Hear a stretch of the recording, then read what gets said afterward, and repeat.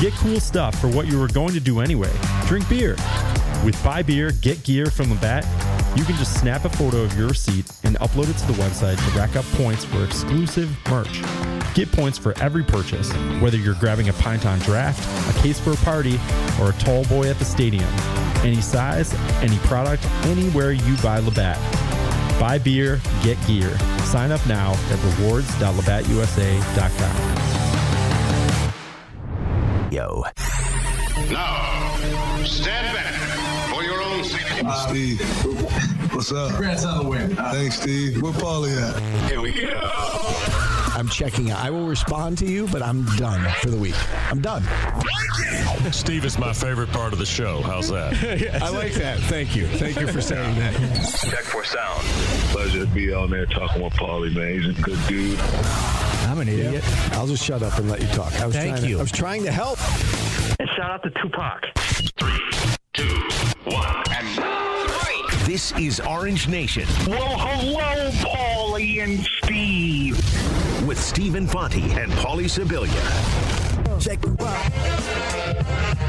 Good afternoon, everyone. Glad to have you with us alongside Paulie Sibilia. I'm Stephen Fonte as we welcome you into a Monday edition of Orange Nation.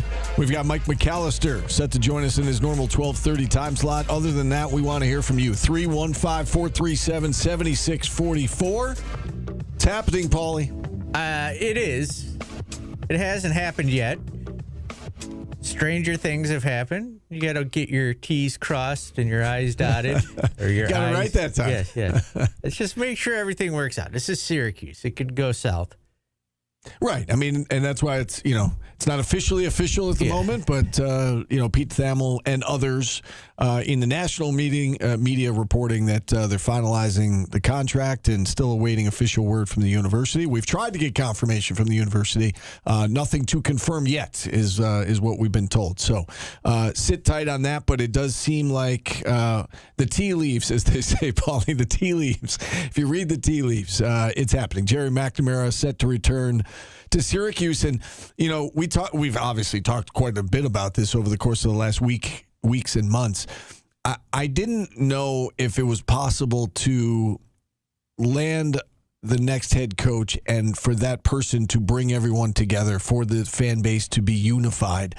But somehow over the course of the last 2 weeks, the way that Gerry won the conference tournament, the way that he almost beat Duke, the interviews he's done since then in the national media and otherwise, it seems like in short order he has, for the most part, unified the fan base. Yeah, I mean, there's just a few stragglers. It's just going to be a matter of he's a good coach. I would assume, from what I've seen, good coach.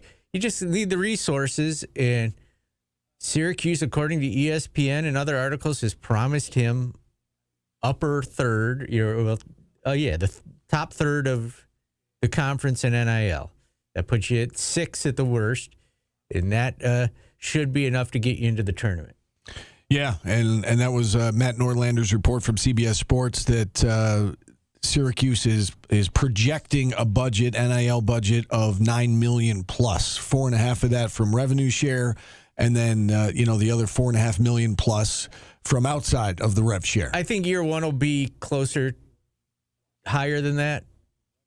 Years 2 and 3, if they, it could be.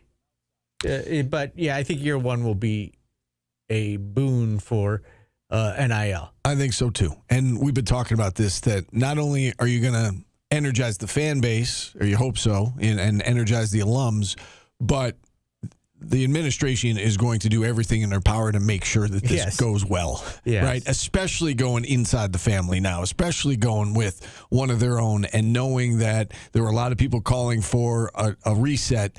And the fact that they're going inside the family, especially, to me, indicates, again, the administration is going to do everything in their power to make sure that this is successful. And from what I'm hearing, they are in the family. And from what I had heard was, Gerry wasn't the only candidate for this job. Right. It sounds like they put a full court press on for shirts at St. Louis, and they couldn't get it done.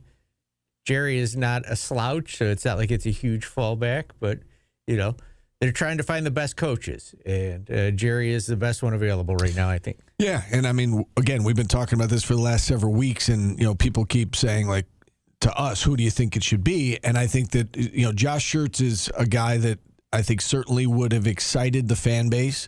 It sounds like they pursued him, and it obviously did not work out. I think Gerry McNamara is a guy that will excite this fan base. And a couple weeks ago, again, prior to him winning the conference tournament, I didn't know how that would play in this town, but given what has happened, and I think Jerry's won over a lot of people in the last couple of weeks, and I think that's great to see. I think people forgot Gerry. Does that make sense? Like, you saw him. He can will teams to win. Yeah. And he's doing it as a coach, too. That year he went on the run in the tournament, that team had no business making the NCAA tournament, and he willed it himself.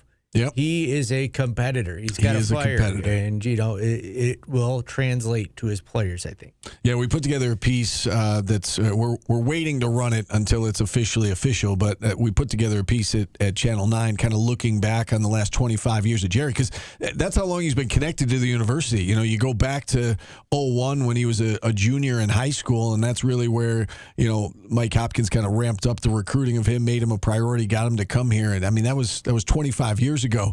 But, he was a two-time state player of the year in Pennsylvania, won a state title his senior year, comes here, wins a national title his first year here.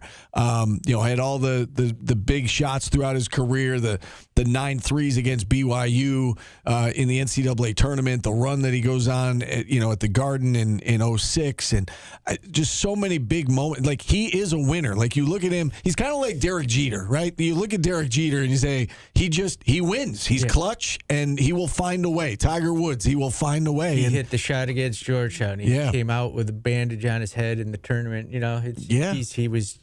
You just forget how tough and a gamer he is. And again, we've heard Gerry say this multiple times the last few weeks about you want your team to be a reflection of who you are. And I think that we saw that with the Siena team, is that they became a reflection of their head coach, and him being the ultimate competitor, and him being meticulous with his game planning, and the way that they executed against Duke. They became a reflection of their head coach, and now he's coming here, and there are a lot of questions that go with this, like, who's he going to bring with him? And I think, at the top of everybody's wish list is Gavin Doty, and maybe number 2 on everybody's wish list is Ryan Mesh. And I think there are, a lot of reason to believe, no inside information on this, just pure speculation. It seems to make a lot of sense for a lot of reasons that both guys will be in orange. The other thing is that people go, you can't bring players from Siena. All coaches do it. They bring players. Players move up in the transfer portal era. Yeah. That's why the lower schools hate the transfer portal. Well, does anybody who watched that Siena Duke game, does anyone have a question about whether or not Gavin Doty's a Power 4 player? Yeah, they'll be fine. And if he brings 3 players from Siena, it doesn't mean they're going to start. Yeah. It just means he's got players. Yeah. Agreed. And, I know a lot of people are wondering what the staff's going to look like. All these things will be answered, in the coming days and weeks. But, I mean, they obviously made a good team there. And, you and I have talked about this, that he's probably going to want a more veteran presence on his bench. And, maybe you bring A.O. and Ryan Blackwell, and, you find another, veteran presence to add to those guys. You hope you have more than 3 assistants, too. Well, right. You hope that SU is ponying up for that. Yeah. You go to games at Duke or other schools, and their assistant coaches' lines are longer than your players' lines. You need staff in today's era. Right. You need a GM. They need a lot. Yeah. And everybody has been like, why don't you bring a big man in to coach the big man? Well, Jerry's got a big man on his roster, and let's see if he brings AO with him. It's a weird for people now. Wow, we don't want to. Why isn't Derek Coleman coaching the big men? Well, he's never coached anybody ever. So now you're poo-pooing AO. That's Gerry will make the right decisions, and the university will. Yeah, and again, this goes back to what we've been discussing. You want to find the right coach and have the right resources, and I think there's no question that Gerry can coach and that Jerry's going to be successful wherever he goes. And if and when he comes here, and it sounds like it's happening, you hope that he's got the right resources. And again, according to CBS Sports, I think that is refreshing for everyone to see. For all the people out there, they're saying that, well, Syracuse isn't serious about basketball anymore and, shut down the program and, they went with the easy hire. I'm not so sure about that this was the easy hire. I think it got to be the point where it was really the only hire. I mean, this became a no-brainer, the way that Gerry and the Saints performed the last couple of weeks. And obviously things didn't work out with Brian Hodgson, and we'll get to that in a second with him going to Providence, and an interesting twist today on that whole saga. And it sounds like they pursued Josh Schertz, and that didn't work out. Gerry is the right choice. The way this played out, there's no doubt that Gerry is the right choice. Well, and if you pair him with the right resources, he's going to, well, again, there's a risk anytime you hire somebody. It may work, it may not work. Yeah. I'm saying that I think they made the right choice. Yeah, someone asked me if I was happy with the decision yet. I go, I can't be happy until I see wins, and I can't be mad until I see losses. Yeah. It's weird to be upset about something that hasn't really transpired yet. But I think Gerry will be fine. I think he's going to be better than fine, especially if he's got the resources, and it sounds like he's going to. All right. That's a change of attitude from you. Why? What do you mean? I don't know. You see me rooted for Vermont. I mean, that's what we've been saying all along, right? You can't just come here, snap your fingers, and it's fixed. It's got to be right coach, right resources, and then you're on to something. And I think that was refreshing for everyone to read yesterday, that reported out of CBS Sports from Matt Norlander, that they're talking $9 million plus, and they're talking top 6 in the ACC, top 3rd in the ACC.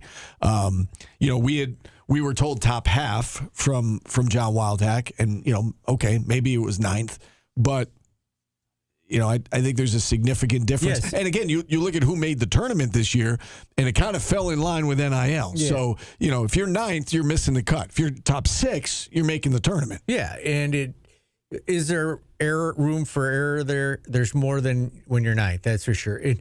Building a roster, we could talk about who we would like to see come back to Syracuse. You'd assume Kyan Anthony's going to come back, because that storyline of being coached by his dad's teammate is wonderful.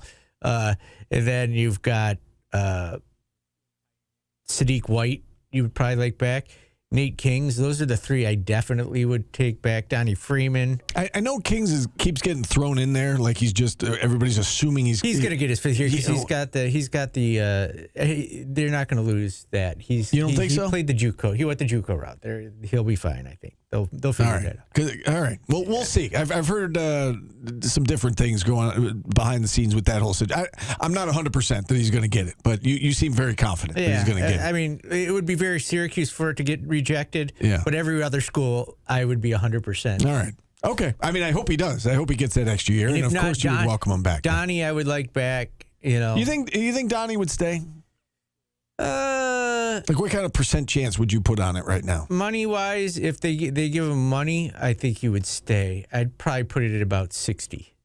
Okay, so better than 50% that he stays. Interesting. Okay, yeah, because I think he'll get more money in college, and why? It's legitimately a fresh start. This is so weird to me. Why in the world would you want Donnie Freeman back? He was the best player on the team this year. You want your best player back. The upside on him is remarkable. Red was not able to get it out of him. Let's see if Gerry can. Yeah. I don't know. It's a fascinating topic. I think that if you're Syracuse, I think you would certainly want him back. I don't know. I don't know that he would want to be back. Why? 'Cause the fans? Yeah, it hasn't worked out here. Sometimes you need a fresh start. Yeah. This technically is a fresh start. Yeah, I guess. I don't know. It'll be interesting to see if he decides to stick it out and come back. You want to take a break and we'll get to the calls after We could do that. That was our opening drive, brought to you by Burdick BMW of Cicero, 315-437-7644. Remember we had Brian Blair. He said J. Cole, and he said George Strait, and you said you were going to play an hour of both. Oh. So why don't you get on that, and we'll get to your phone calls on the other side. We're back after this on ESPN Radio. Syracuse University is on the search for a new basketball head coach. Listen here for all the latest details. We are the pulse of the Orange. ESPN Radio 97.7 and 100.1. How do you make a name as the city's most compelling compact crossover? Well, the Lexus UX started with a refined suspension tuned for the streets, then added a palette of distinctive, vibrant exterior colors, and kept it going with an available 12.3-inch touchscreen using our intuitive Lexus interface. The Lexus UX, engineered to fit in. Sorry, guys, I'm getting J. Cole songs. It's so 2026 of you.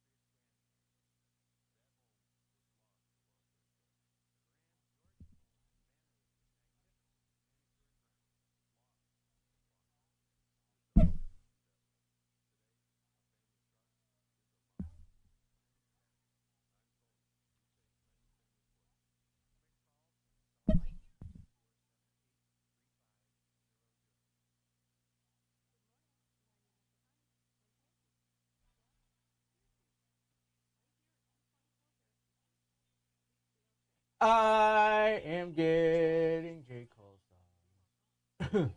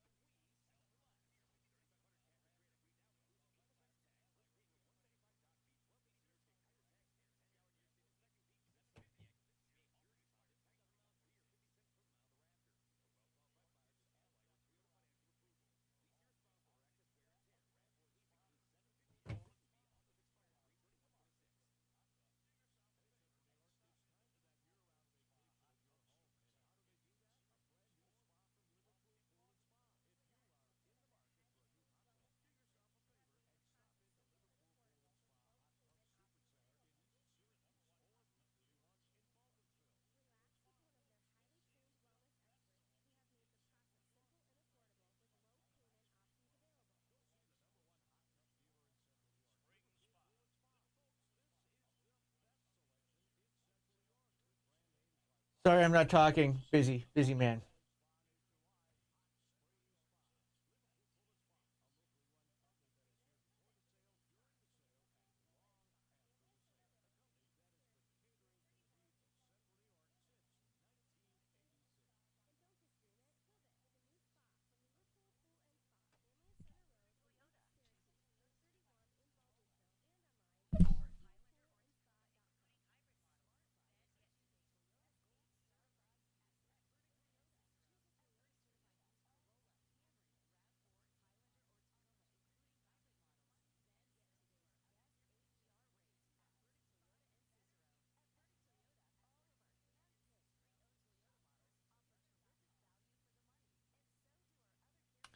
Yeah, I don't know about Kings. But I heard they were working on it. yeah. He said I mean, that would be his 6th year of college. yeah, but he hasn't played Division One. No, I know. That's what the exemption is for kids that play JUCO and then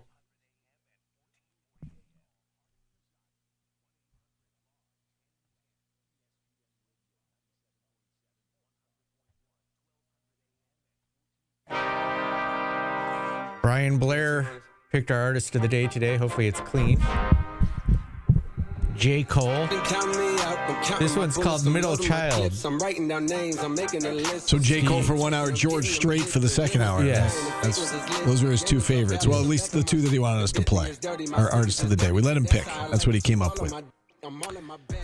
All right, let's go to the phone line, shall we? Vito and Clay kicks us off. Vito, how are you? Hey, guys. So I got to say, I'm excited about this. And some people will say, oh, no, you wanted Hodgson, blah, blah, blah. Let me just say this. First point I want to say, you guys mentioned the 4 players I would like to see come back. I want to talk about that real quick about Autry's son with his ridiculous tweets. And then, the Duke Sienna real quick. So I think you bring back Sadiq, Cayenne, Kings, and Freeman. And you got to throw Lobdell in there. We definitely need Lobdell. The other thing is this.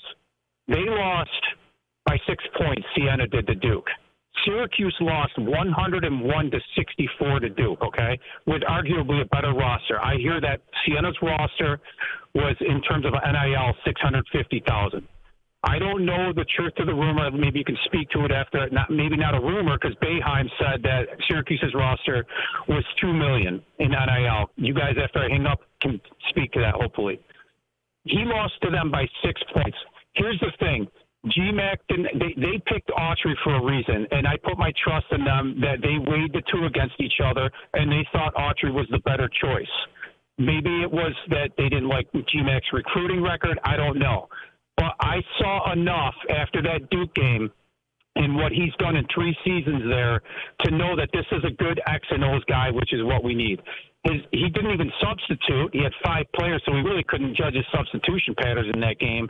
But we saw Autry's substitution patterns for 3 years, and this year was absolutely horrible, where I felt he was so bad that he probably would have took Doty out of that game. So, the track record is what it is for Autry. Now, his son and his tweets, I will say, yeah, if he has a $9 million roster like they're promising GMac, he probably would have had a better record here. But I don't think GMac comes in here and loses to Boston College and Hofstra on his home floor. I don't think and then the other thing is this. They beat Tennessee, and then Tennessee goes out and they win the game yesterday against Virginia. They get clobbered. Syracuse gets clobbered by Virginia. None of it makes sense to me. I just think the proof is in the pudding that Autry was a terrible coach, and GMac proves that he's a good X and O's guy, and I'm excited. I'm excited to see what he can do. All right. Appreciate you checking in, Vito. I don't get why we still even need to talk about Coach Autry. Yeah, right. Listen, move on. The part about his family defending him, like, what else would you expect? Like that's what kids do. Yeah, I am completely fine with his family, defending him. In terms of, why did Autry get the job the first time around over Gerry? Autry was the associate head coach. He was next in line, and that was my understanding all along, is that, they went with the guy who was next in line and handed it off, and it obviously did not go well. I think that the end of Vito's call is all we needed to hear, really, which is, are you excited about it or not? And it sounds like Vito's on board. And I think that Gerry has won over a lot of this fan base on this idea. He hasn't, obviously this fan base loves Gerry. That's not going to change.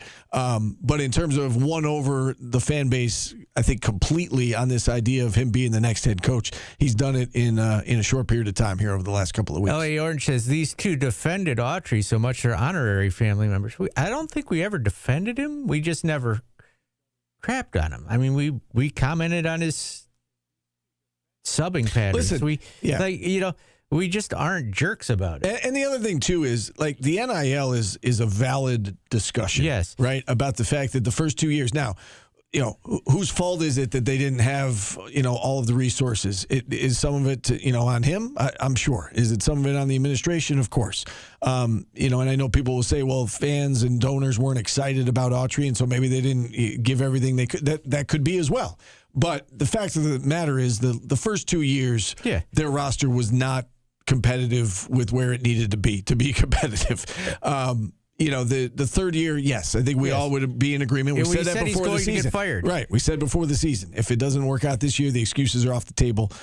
He's going to lose his job, and that's what happened. LA Orange, us saying he wasn't getting fired year 2 was not. That was not defending. It was just a fact. Yeah, it was. And people didn't want to hear it. And you in particular, and others came at us saying, "Well, this is a discussion board." And it wasn't, because they were not going to fire him for a lot of reasons. Early on in the season, everybody was calling me negative. Yeah. Because everybody was getting aroused by losses. You were not excited about Vegas. Yeah, you got to win. Yeah, and he didn't, and he's out. But I'm with you. It's no point in bringing that up at the present time. Chuck in North Syracuse. Chuck, how are you today? Hi, good, guys. I just wondered about Jerry's abilities to find and evaluate talent, because with all this money we're projected to have, it's got to be spent wisely. And if he can find talent in high school, because it seems like everybody's looking in the portal, but it's going to be imperative to spend the money correctly and find the right people. I think Jerry can do that. Yeah, I think Jerry can do it as well. And you talk about stretching a budget, what he was able to do at Siena. And listen, at that level, did he have a fair amount of money to work with? He did. But you look at some of the talent he's got. The fact that we're talking about 3 of his players right now coming here gives you an idea that he's pretty good at evaluating talent, right? You got that. One of them is the highest recruit Siena ever got. Yeah.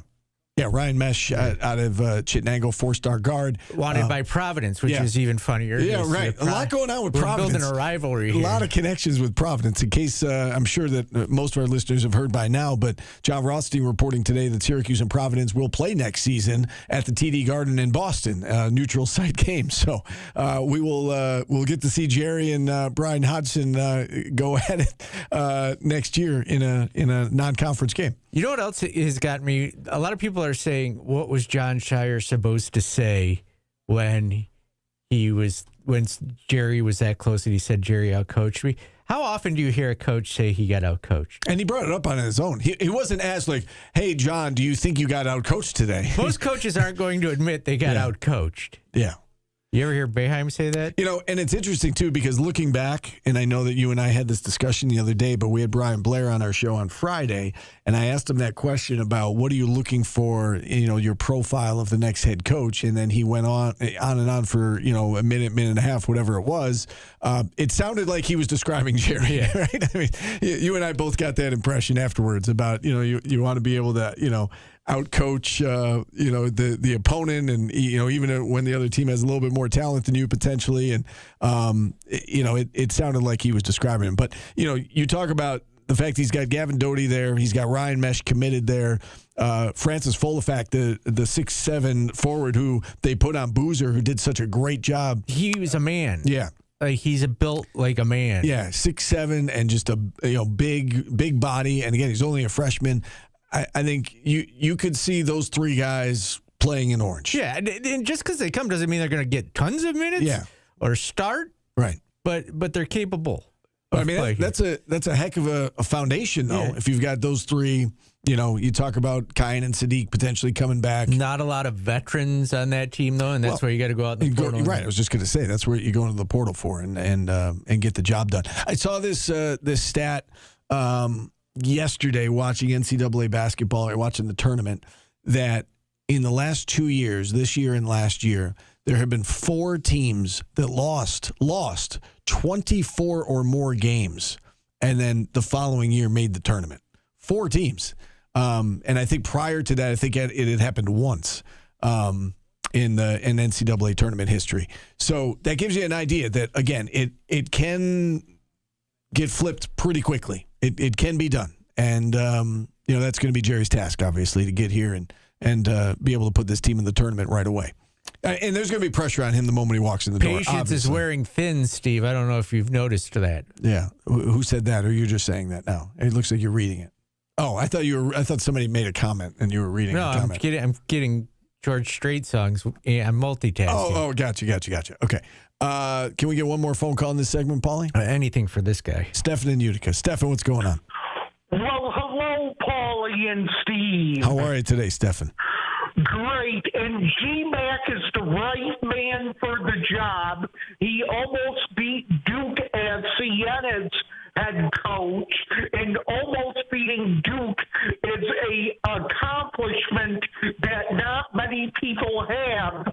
And GMac is the right man for the SU job, and hopefully he's here at SU a long, long time. Well, yes. I mean, if he's here a long, long time, that means things are going well. And so I think that you talked about that during the football season, Paulie, that you hope the next guy takes over the quarterback job and never gives it back.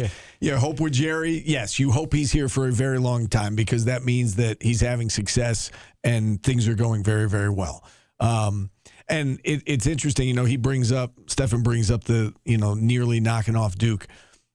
If they lose that game by 30, let's say, which is, that was what the spread was 28, whatever. Yeah, 27-28. Let's say they lose by 27. Let's say they lose right on the number of what the spread was. I think the reaction today is not different. I was going to say it would be mixed. The fact that they performed on that stage the way they did, and again, that's what I took away from that game was the game planning and the way that they defended Duke, the way that it didn't seem like a fluke that they were winning that game. Did they have a lot of things go right? Yeah, they made some shots and whatnot, but the way they attacked Duke and the way that they game planned for Duke on both ends of the floor, it was flawless. And I think that, that performance in particular has made this so that he didn't sub anybody. True. He didn't sub. Yeah. His players couldn't walk after. We don't want that. We want our players to be able to walk after a game. Yeah. You're not going to be able to please everyone. But I think by and large, that performance unified the fan base. Stefan has our former producer, Jordan, all fired up. About? That call. Just got him all riled up. Like, let's go? Like rocked him up, yeah. Like he's fired up? Yeah, okay. Let's go. Okay. It's funny how, people call it, everybody is so all over the place. Hey, we need freshmen. Hey, we don't ever need freshmen. Pitino doesn't like freshmen. You know what I'm saying? I know what you're saying, yeah. There's no perfect answer. It's difficult to win with freshmen. Kind of learned that last year. But if you do get freshmen, you got to keep them. And you got to let them grow. And that's one thing, too, like Gerry from year one to year two. I mean, you look at Gavin Doty, and, Doty had a really solid freshman year. I'm sure he could have gone somewhere else or looked around, but, they came up with the finances to keep him there, and he trusted in Gerry. And I think that, relationships do matter. Obviously, money matters a lot, but relationships matter as well. And, for him to be able to keep Gavin Doty, to put that roster together, and then to go out and I think we've seen it this year with, UNC, Kentucky, some of Indiana's got a high payroll. Just because you have a high payroll, it doesn't necessarily mean that you're going to go to the national championship, right? Or in the case of Siena, it doesn't mean that you're going to win your conference tournament and go to the NCAA tournament. Chemistry matters and coming together. And I think Gerry obviously did a great job of that as the season wore on. They got tighter and tighter, and that was a team that greater than the team was greater than the sum of its parts. I think we saw that certainly throughout the month of March, and it's a big reason why Gerry is landed this job. That team came together and they really they performed for him in a big way. We'll take a time out here. 315-437-7644. Eric Devendorf has been added to the guest list. I am pulling out all the stops, Steve. I have been texting my vast Rolodex this week. All right, got some big names coming on this week. Well, yes, we do. More on that as the week progresses. But we've got go ahead. I want to hit on with people are killing the CBS show, pre-halftime and post-game show, just killing it. Okay, they're not fans. Yeah. You want to expand on that here, or you want to circle we can back? Take a break. Yeah, well, we got Mike McAllister coming on. We've got Eric Devendorf. We'll get his take on it. Okay. I don't, Nate Burleson isn't horrible, but I feel like people think just because you're a football player, you don't know anything about any other sport is weird to me. It isn't a great show, but yeah. Okay. I can critique the pregame show later. Mike McAllister joins us next on ESPN Radio.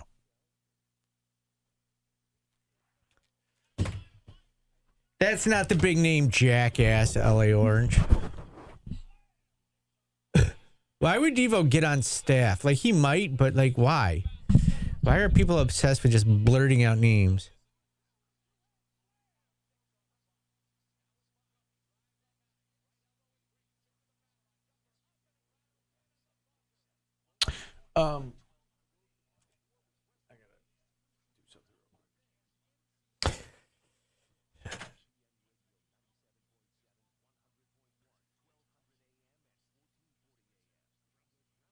F you, Super Cat.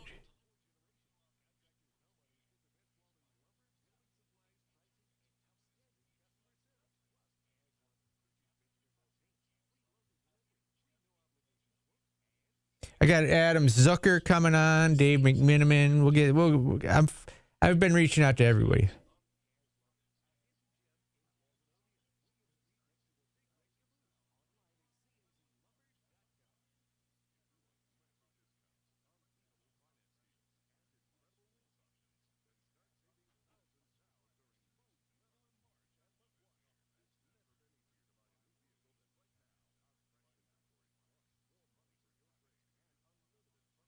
Oh, Denny's. I can't afford Denny's.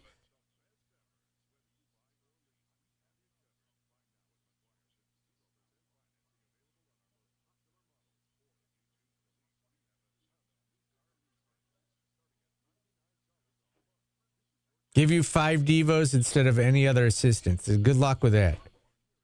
And that's no shot at Devo. I think Devo would say there's better assistants than him.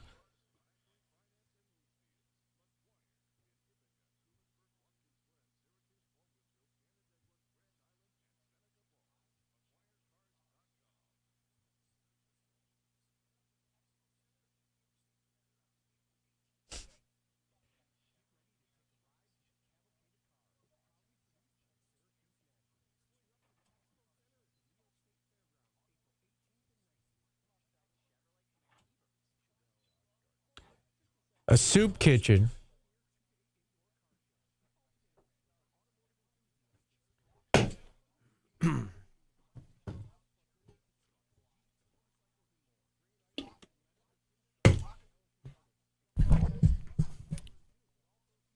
That's a good one, CJC. I'll let that through. Just hope Steve doesn't read it. What? Nothing. You're a big personality guy. What's going on YouTube?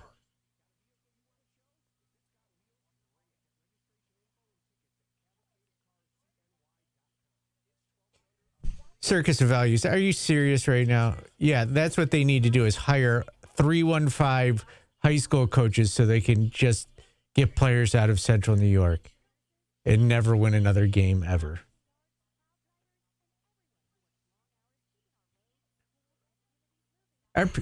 What are you guys doing? What? Is that a serious take that they should hire high school coaches from Syracuse to be the assistant coaches so they could just take them? So they could, what's the thinking? So they could have all 315 players. Like, yeah, because they wouldn't win a game.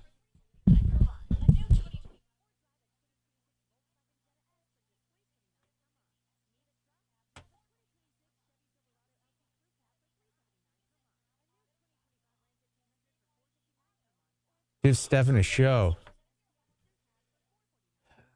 Okay, he's joking. Well, you gotta put JK after, or I'm gonna get mad at you.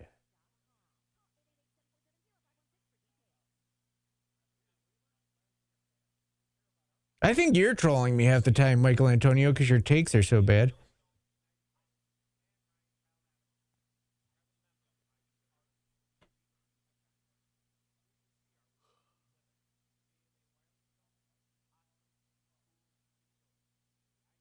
Yeah, I was wrong. I was wrong when I took the field.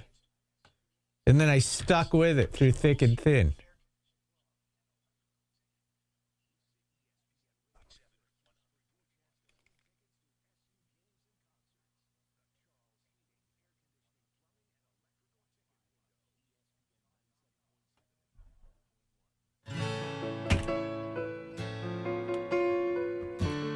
Steve didn't hear that, so perfect game still in 10. I'm mixing and matching here. Okay. This is The Best Day from George Strait. A lot to choose from George Strait. He's been around a while. Do you know this one? I don't. It's a deeper cut must be. No, it isn't. No?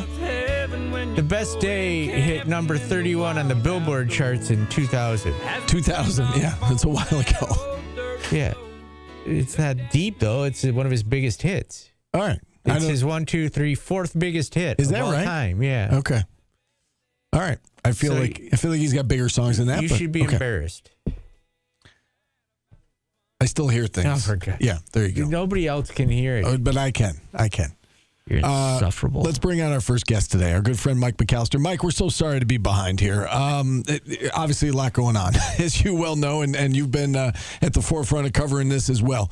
Your reaction to hearing that it sounds like this is finally happening.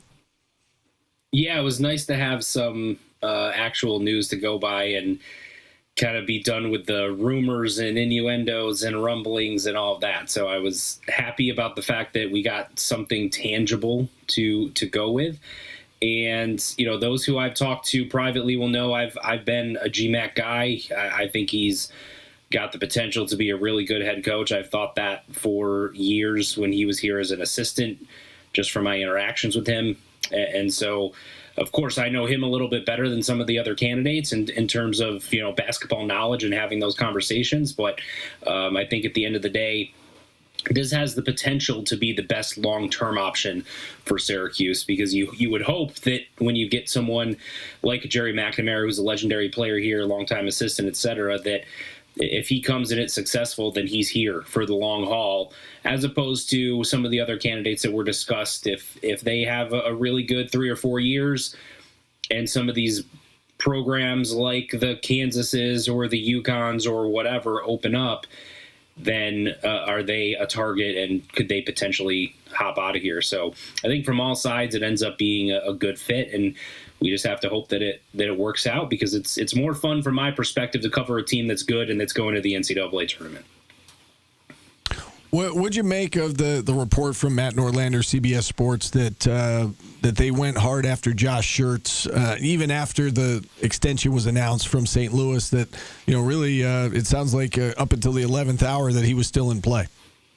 I think it tells you that the narrative that Syracuse went with the lazy hire and just said, well, he's in the family, we can get him and maybe get him a little bit on a discount and blah, blah, blah, so we'll just go that route. I think it kind of dispels that narrative. I think it tells you that this search was a legitimate search, that they explored a lot of different options, that Brian Blair didn't come in and just say, all right, well, you guys like Gerry, so he had that good game against Duke, let's just hire him. I think they did a legitimate search. They did legitimate evaluations of the coaches and then ended up deciding that Gerry was the best fit for him. But again, going after some of the better candidates is not a huge surprise, and I think they wanted to do their due diligence to explore all of their options.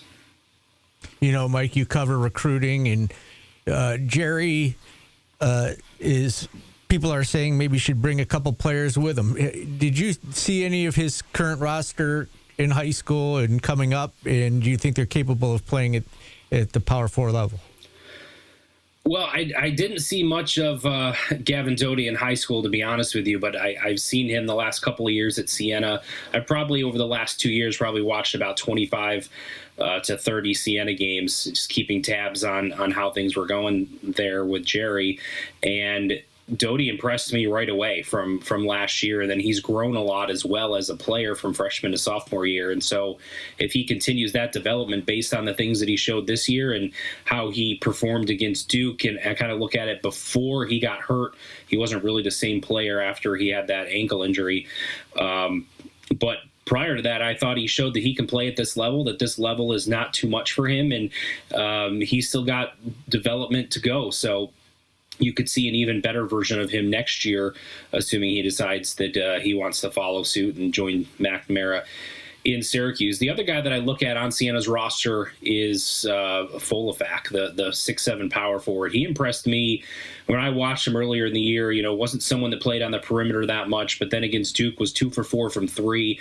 So he's still a freshman, but he's a tank inside, plays with a ton of energy. I could see him becoming a fan favorite pretty quickly. And the fact that he is only a freshman and was 2 for 4 from 3 against Duke shows me that that's something he's working on. And if he can expand his game to add something from the outside, I think that makes him even more versatile and dangerous as an offensive player. So I think there's some potential with those two guys. And then you wonder, I know you guys have talked about Ryan Mesh, the point guard, 4-star point guard recruit that Siena signed.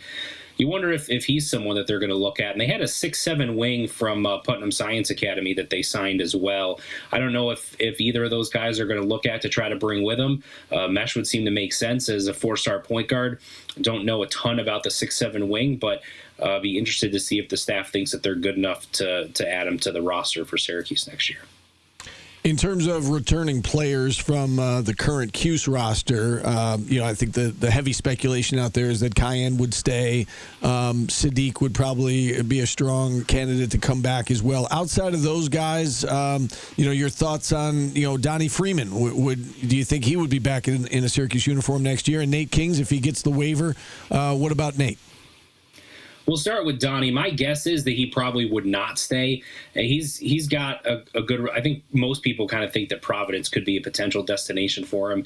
We remember when he was recruited to Syracuse that Alabama was another school that was heavily after him, and his primary recruiter there was Hodgson. So he had a really strong relationship with him, and it wouldn't surprise me if Hodgson's trying to make a big splash and does so by trying to get Donnie Freeman if he elects to move on. But you would hope that the powers that be at Syracuse and Gerry and their staff, that once they become officially announced, that they can have those conversations with the current players and have those evaluations and decide who they think is a good fit for what they want to do from both an on-court and cultural standpoint. Nate Kings, to me, would be a no-brainer. Like, he would be someone that I would want to bring in just with how hard he played. I thought he got better as the season went along. He was better at some other things. I thought he was a pure shooter, but was a little bit better at putting the ball on the court, and also defensively. I think he's someone that you could have as a contributing piece to your roster for sure. What about, staff changes? What do you think this, and I realize there's a lot of speculation with that right now, Mike, but what do you think this staff looks like once Gerry gets settled in? I would expect you're probably going to get at least 2 to 3 of Siena staff to come with him. I think most Syracuse fans are keeping an eye on the names that they recognize, right? The Ryan Blackwells and the Arinze Onawakus, bringing those two with him potentially. And the Syracuse fans that have wanted a big man coach for years and years and years, I think will be pretty excited to have Onawaku on staff. And then they have this other assistant. His last name is Lee, and his first name is escaping me at the moment. But he's considered a young up-and-coming coach, very analytically driven, someone that I saw, I think Kevin Sweeney from Sports Illustrated mentioned as a potential candidate to replace Gerry McNamara at Siena. If that's not offered to him and they can bring him on staff at Syracuse, I think that would be a home run as well. Then you've still got a couple other spots available, right? So how do you go about filling those spots up? If I'm McNamara, one of the things I'm looking for is I want to see if I can find a veteran coach, someone who's been in the coaching game for, multiple decades and has a lot of experience, something you can lean on and learn from. And then potentially someone who's known as maybe a young up-and-coming ace recruiter type that you can add to the roster as well. Yeah, Ben Lee, who he grew up in New York and does have ties to Mike Hopkins. Obviously, coached with Hop out there in Washington, and I know that somebody that Gerry's obviously trusted and has gotten along with very well during their 2 years together. So it will be interesting to see what happens with him and if he's an option potentially at Siena. That's the other piece of this, right? We got to need to discuss who would take over for Gerry at Siena. So something certainly to keep in mind. Any final thoughts here, Mike, before we let you go? I know there's a lot that we didn't touch on. We've got Eric Devendorf standing by as well. Anything we didn't touch on that you want to discuss? Yeah, I guess want to send a message to those who were anti-Gerry McNamara, in the family hire, which is I understand the skepticism about jumping from the MAC to the ACC. I certainly get that. There wasn't a candidate that Syracuse was talking to or was rumored to be involved in this coaching search. It didn't have some level of risk with them. And of course, Gerry McNamara included in that. There's risk in every single candidate, every single coach that you hire. There's no question about that. So the skepticism, certainly understood and don't want to dismiss that. But I think it's fair to also give him a chance and throw support behind him and at least keep an open mind to see how it goes. If you're going to be closed-minded and say, well, I'm never supporting Syracuse basketball again, I don't really understand that mentality, I guess, when you've got one of your former players who was a legend here and beloved by the entire fan base by all accounts. I wouldn't understand why you wouldn't at least give that a chance, even if you are skeptical going into it. All right, Mike. As always, appreciate the time, appreciate the insight. Keep up the good work, and I'm sure we'll be talking again soon. Thanks, guys. Appreciate it. All right. Mike McAllister joining us. We'll take a quick time out. We've got Eric Devendorf set to join us on the other side. Back after this on ESPN Radio.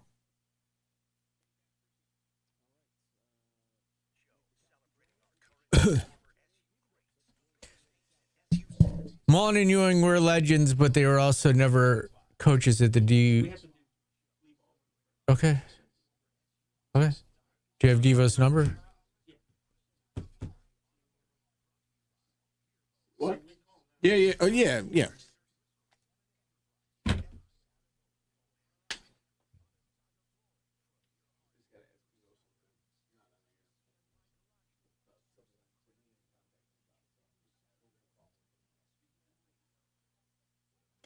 I think Steve's replacing me with Devo. What do you guys think?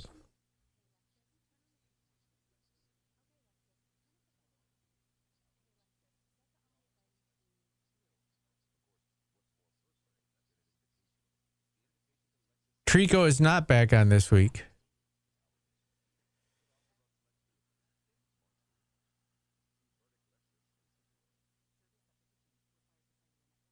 I don't even know what you're talking about, Q Sports Hour.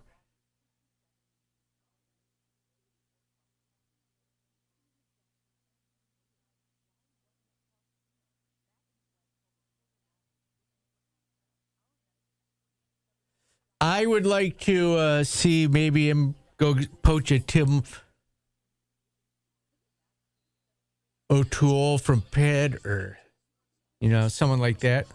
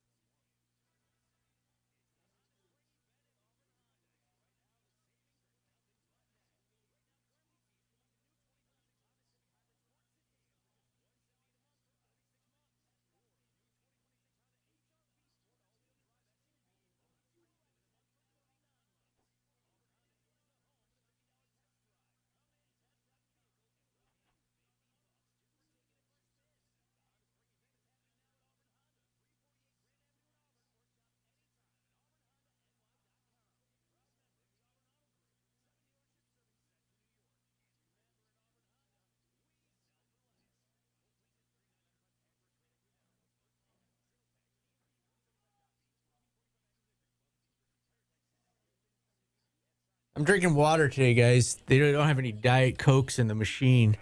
They must have had a new guy at the machine. He filled it up with all regular Pepsi.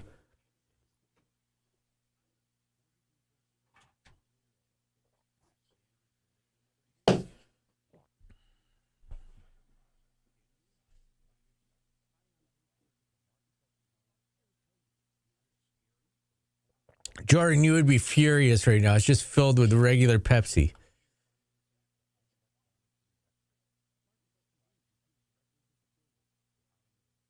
No DP today. No, Alex Klein is not coming back. Nice pink shirt. It goes well with your tie. Is that a $5 tie? No, it's not. It doesn't look like one. It's not. I can tell when you're wearing your $5 ties. Good for you, Mutt. Come buy them all so we can get filled up. LOL, no DP. Yeah, we get it.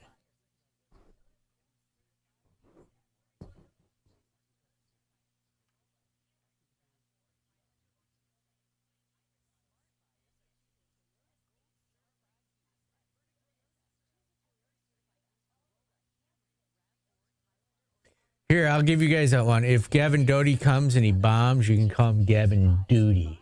Yeah, that's for you guys. I'm just helping them out. Why, Paulie? Get their sick burns. Can you show me what's going on up there? Can you stop being so negative? Well, you got to know which line to go to. See? It's a good thing we checked. I had already seen it. Oh, okay.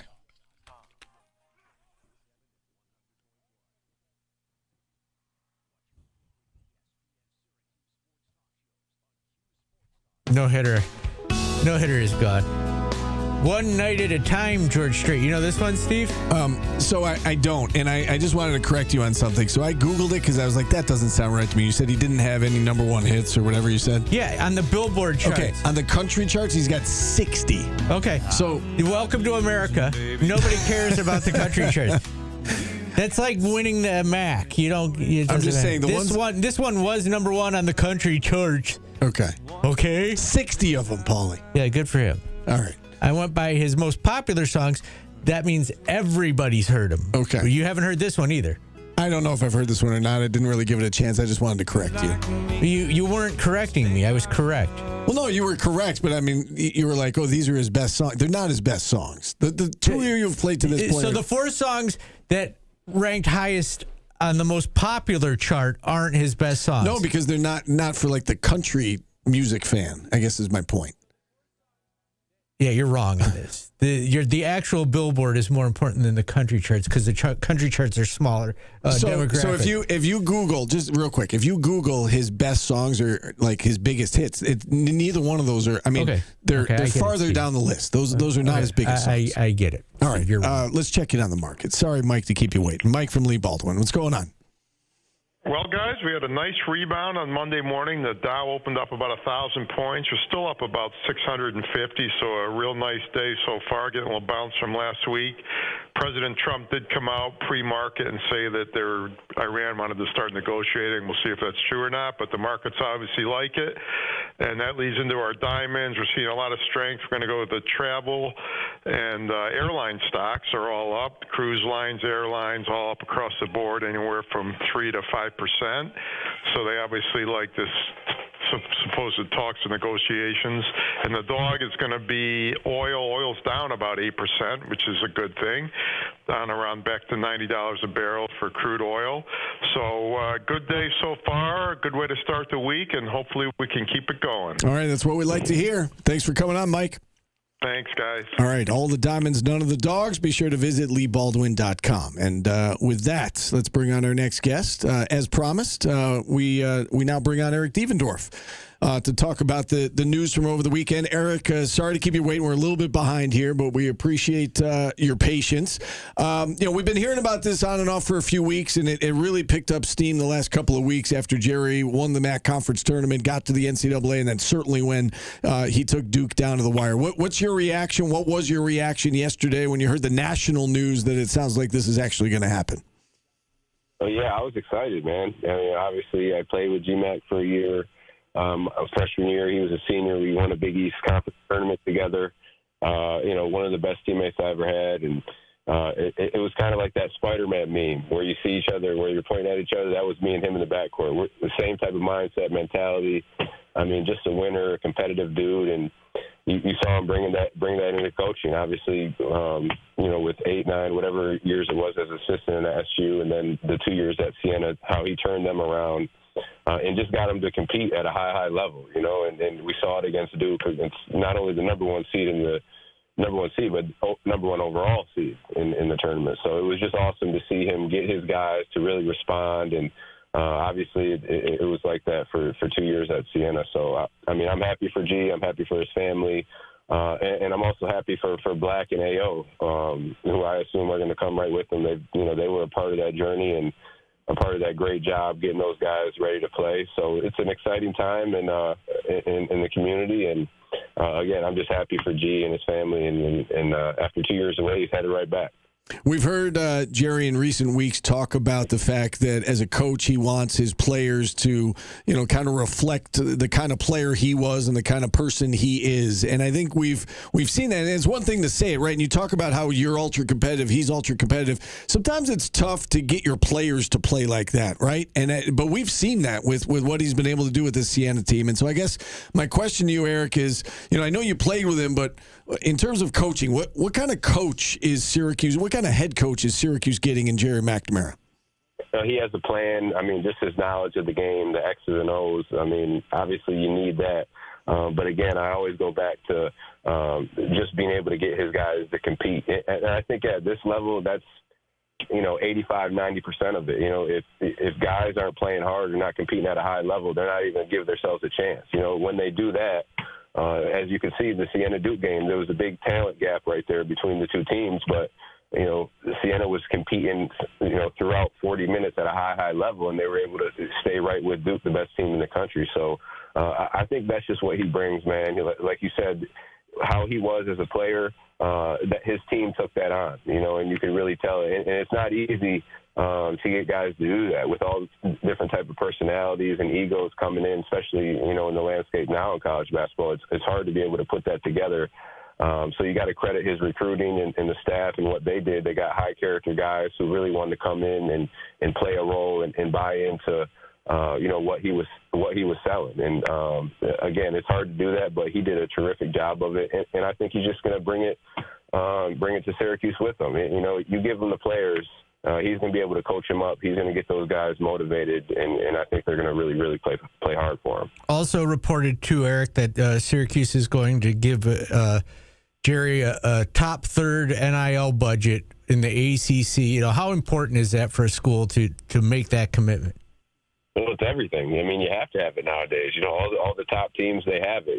You have to be able to have the resources and the support to be able to get the players in. That's just how it is. And I think, and we talked about hiring a guy outside and all that, which, look, there's some really great coaches, in college basketball. But I just think GMac is right there with them.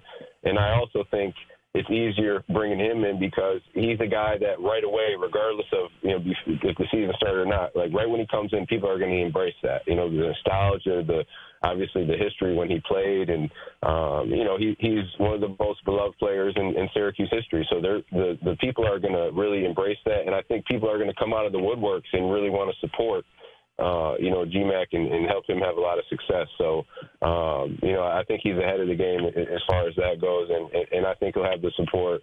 Obviously, you talked about him having the resources, but I think he'll have really what he needs, and yeah, that's the name of the game nowadays in college athletics. So it's good to hear that he's going to have that. Was there a moment when you played with him where you realized this cat's different? Was it like early on when you first got there in practice, or was there a moment maybe people don't know about when you realized that he runs on a different level? Yeah, like I said, the same mindset as me. Like two white guys who were just attacking you, aggressive, passionate, competitive. And I think the first time really was it was in practice when I'm playing, I'm passionate, I'm emotional. It might be a few curse words that come out, during the time. And I think, when I got into that mode and he got right back into it with me, I was like, oh, okay, well, yeah, we're the same type of dude. And I just fed off that, and I think he fed off me. And if you ask me, it was one of the best backcourts in the Big East, if not the country. We were able to compete with anybody, and we weren't big, we weren't super athletic. We were just, two guys who really got after it and competed at a high level, and were fearless. And it didn't matter who was in front of us. We were going to go attack and really compete at a high level. And he's bringing that into coaching now as well. We talked about your thoughts on what the average fan thinks of this hire. What about the former players? I don't know who you've been in touch with, or how much you keep in touch with some of your former teammates and other members of the Cuse basketball family. How's this playing among the alumni base? I would assume the alums are behind them, but what have you heard from your former teammates? Yeah, all positivity. I was actually just FaceTiming with Chris Joe yesterday, who was in Montreal, and we were just, obviously GMac coached him. And, I played with GMac and then was on staff with them. So, everybody's excited. They're excited to get back on track. And look, college basketball, coaching in college basketball now, it's tough, man. It's tougher than it's ever been just to, recruit and get the NIL and then try to sustain a job at one place, let alone just have a job. So it's, I think everybody's really excited and they're going to support. And all the guys that I've talked to, they're on board with it. In terms of what his staff might look like, you mentioned Ryan Blackwell and Rinze Onuaku. You've got some history coaching as well. Any chance that you would be interested if the call came about potentially getting back involved with Syracuse basketball? Well, I just love the game. I love being around it. I'm lucky and grateful that I get to call games all across the country and get to stay within the game. But being on the court. Being in the locker room, being able to coach guys up and motivate them, inspire them. Yeah, I'd love to do it. If the opportunity came about and it fit, I'd definitely look at it. So I guess we'll see. Right now I'm happy with what's going on. But, again, if the opportunity came about, we're definitely looking at it. In terms of what the roster looks like next year, who do you anticipate would be back? I think we look at it and we think, okay, Kiyan's probably coming back. Outside of Kiyan, who else do you think would be a strong candidate to be back next year? I think Kiyan. I think Sadiq. When do they hear if Nate Kings gets that extra year? Do you know? Yeah, they have not heard yet. I know they're working on it, but they have not heard as of yet, from what I know. I think if he gets that extra year, I think he'll come back. That's three. You'd love to retain a guy like Donnie Freeman just because he's so talented. Obviously all the guys have stuff to work on, and then Nate George as well. Look, it's hard to get guys in the portal, right? Like there's so many people, in their DMs and talking to them. So if you can retain guys and not have to go in the portal and do all that, recruiting and everything, it'd probably be better. It'd be easier. So if you could retain those guys, and then bring two guys in from Siena. In my mind, it'd be Doty and it'd be the young freshman big fella under the basket. I don't know how to pronounce his name. Yeah. Yeah. I think those two guys would be good. Doty he's one of the hardest players. He competes so hard. You're going to be able to fit in just by doing that. And he has some skill and he has some talent. So I don't know how many people that is, but that's dang near 7, right? So, that's really a full team, and I think they'd try to go get another big and maybe another shooter, wing defender, something like that. So, that's kind of it right there. You're probably gonna. We saw how many guys he played with against Duke. Yeah. So it's not like he needs a big team. If you got 9 solid guys, and obviously you probably want to get 10 or something like that. But I think if he went about it that route and those guys come back. In pretty good shape. That's some talent right there. That's some ability, and that's something to work with. Yeah, certainly a solid core there to open up with, in his first year as head coach. Eric, as always, we appreciate the time. We appreciate the insight. Thanks so much for coming on with us on short notice. And be well, and we'll talk again soon. Awesome. I appreciate you guys. All right. Appreciate you. Eric Devendorf joining us here on the program. We'll take a timeout. Phone lines open the rest of the way. We want to hear from you on this news. Do we? 315-437-7644. We do. It's a sports talk radio show. We want to hear from our listeners. We'll take a timeout here. We'll, officially kick off hour number 2 next on ESPN Radio.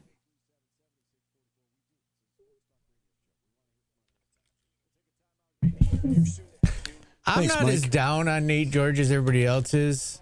I think if he's coached properly, he had Red and Damon Stoudemire as his coaches. He had 2 point guards that, I don't know. Fresh start. I think give Nate a fresh start. That's what I would say. Why would Siena kids go to SU? Make no sense. What? Of course they would go.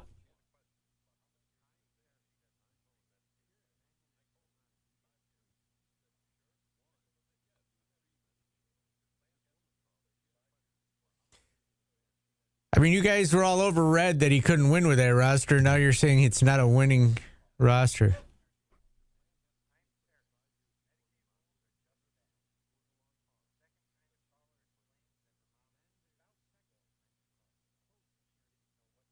Philly, I actually saw Pat this weekend.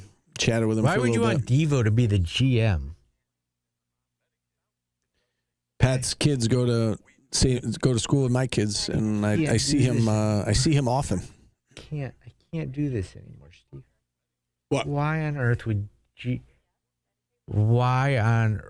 Devo be the GM? Why would you say that?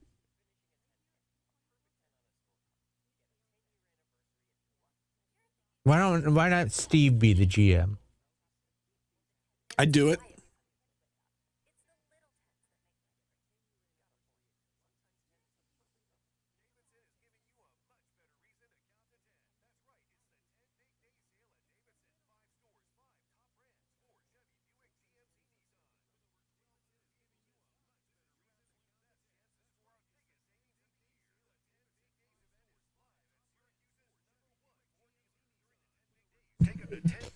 Perpetual losing seasons brings out the insanity of the fanity. I don't know what that means, but it sounds like something I would say.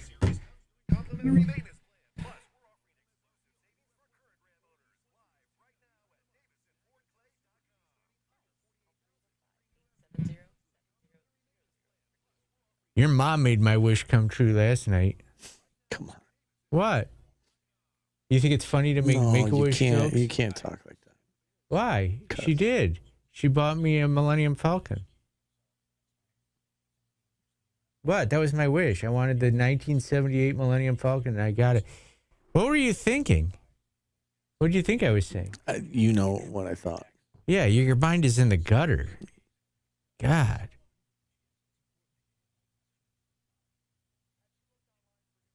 I know. I used to listen to the Steve Hyder show, too. That's a good show, better than this one. Jordan, you stink. He won't go to CAJC. Yes.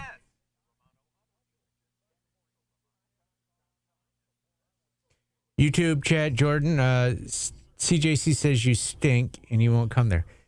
YouTube's doubling you guys up right now almost with viewers. He is no longer alive. He passed away a couple years ago.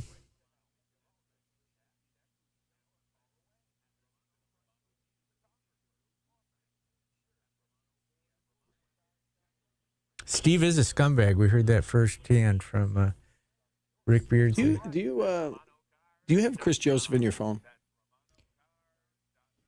I got a number, but I don't know if it's Hold, please.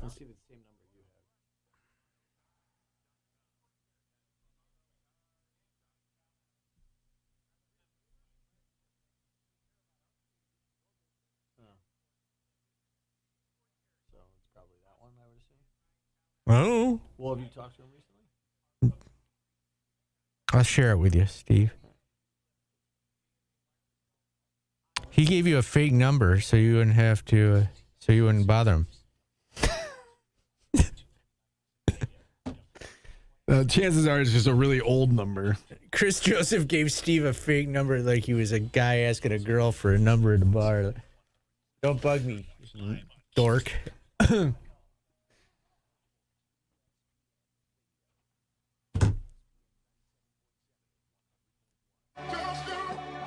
This is a collab with some guy named Drake. J. Cole, first-person shooter. There you go. The new AD, Brian Blair, wanted a George Strait and J. Cole. It's quite a vast... Quite a combination. Yeah. So I want to get back to something that you were wrong about earlier. I don't think I'm wrong, though. Steve, do you think Casey Kasem did the top... No, but he's not a pop artist. He's a country artist. It's not the pop chart. It's the Billboard chart. It's the most sold songs. Yeah. It's those aren't everyone. Those aren't his most popular songs, though. Okay, they literally are. But they're not, because I looked it up. But they're not. Okay. They are. Like he's not. If you're 27 on the Billboard chart, it's higher. That probably was his highest number one song on The country chart. So his best song, like he's Amarillo by Morning is his best song. It's not even on this list of Billboard. So why is that? That means it didn't cross over and sell as much. That's what I'm saying. But that's it. Just because it sold more doesn't mean it's his best song. That's my point. It's the most popular. Not among country fans.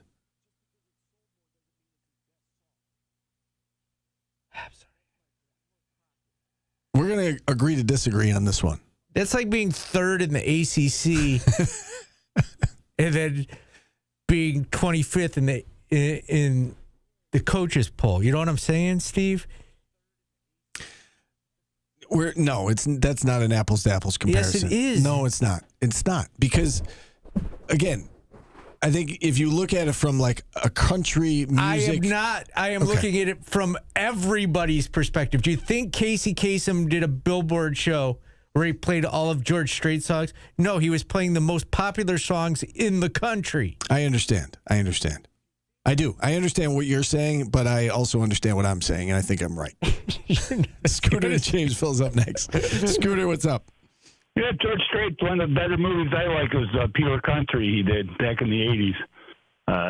In fact, they thought he was going to be the next Elvis Presley. Do a lot of movies, but he wasn't really interested in being a movie star. He just wanted to sing. Saw a ton of games over the weekend. I thought the first half of the Siena Duke game was one of the better offensive flows. If you watch all these games now, the offense just seems disjointed. But that first half, they incorporated the three-point shot, but they went for twos when they had it. And I hope that's the type of offense we're going to see because, to me, I know you're watching that St. John's game, but St. John's actually short 6 3-pointers in one possession. They went 0 for 6, and I think they went 8 for 35. But looking forward to it. Paulie, I know you don't want a guy from Pepperdine coming to Syracuse, even though Odom went to Arizona State and had a real good season. Check out the High point guard against Arkansas. Man, he put on a show. I don't know. He was great. If you watched the game, I did. Why would you leave High Point? He was very good. He's good. Nobody's leaving High Point. Nobody's leaving High Point. Okay. They've got a huge budget. They get free meals at like 5-star restaurants. High Point? Yeah, I've been reading up on that school. It's like a cruise. It's like going. It's like spring break. They have a huge NIL budget. John Calipari was talking about how they chartered students out to the game. Yeah, they put them on a charter flight. Yeah, kidding. Once a week you get to go to a steakhouse and have dinner if you go there. Well, there you go. They put you on charter flights and have you meet with business people. It's bonkers. It doesn't make sense to me. It's basically a life school with a lot of money. Well, then cancel it then. He's probably making a ton of money. But I think, but I tell you though, Steve, I know you watch late games and stuff, but that was one of the better games. It was of the first round. The tournament itself is all about matchups. And I told everybody that watch out for Iowa against Florida because they're like Princeton on steroids. And they take time off the clock and shoot the three. But did you hear the analytic thing the coach said after the game? How they wanted to foul up 2 to send it to overtime? The coach for Florida when you're up 2? No, I didn't hear that. No. The craziest thing I've ever heard a coach say, you're up 2. They didn't want to lose by a 3, so they wanted to go overtime. They wanted to foul a guy. Well, this is what I would say to that is play defense. Well, play defense. Why did he press? Like if that truly if that was really what the goal was, then why in the world did he press? Because you keep him in front of you because they created a fast break for Iowa on that play. Did. Yeah. That's what I'm saying. I never heard a coach say we're up 2 and we're going to play for overtime because we're about 10 minutes in 3. Yeah. It was crazy, but I think it's Michigan's. Tournament to lose, and like I said, it's just about matchups. I thought St. Louis played UConn that might be in the Sweet 16, but I'm looking forward to Mac. Bring Doty, and I guess we can't get the card from High Point, Paulie, because we can't because all we got is Texas Roadhouse in Syracuse. That's right. Yeah, they got $5 million in NIL budget, is what I heard. For a small school. Wow. And we're sorry about your Gonzaga team. I did see a tweet to fire Mark Few. It's time. They haven't gotten a natty yet, so it's time to fire Mark Few. Well, I told everybody that that they can't score. I mean, I told everybody. I know that feeling. But they couldn't this year, and so it didn't surprise me. And everybody called me up, and I told them, I said, either don't bet Gonzaga or take Texas in the 7.5 because it's going to be a close ball game one way or the other. So, Scooter, I got to hand it to you. Filling out my bracket, I picked Texas into the Sweet 16 because of you. I was like, you know what? The Scooter is not high on this Gonzaga team, so I have Texas in my Sweet 16, so thank you for that. Oh, you're welcome. I know they're not going to go any farther, but, that was like I told everybody, and trust me, I got phone calls because I think everybody else thought that there was going to be an upset that could have been the game. And, unfortunately, watch out for Alabama. What they did last night, the Texas Tech, that was incredible, too. All right, Scooter. Thank you for your call. Appreciate you checking in. The guy he's talking about, Rob Martin, was awesome in that Arkansas game. His last 3 games, he had 24 in the championship of their conference tournament against Winthrop, 23 against Wisconsin in the opener, and then 30 against Arkansas. We're getting high-point players now. He can play. I can hear the calls. Yeah, let's go to Bill on line 2. High point, that's the best we can do. Hey, Steve, a Laker in the chat on YouTube has a great question. Steve mentioned numerous times that he felt McNamara would not be hired as the head coach right now. Why were you wrong? Go.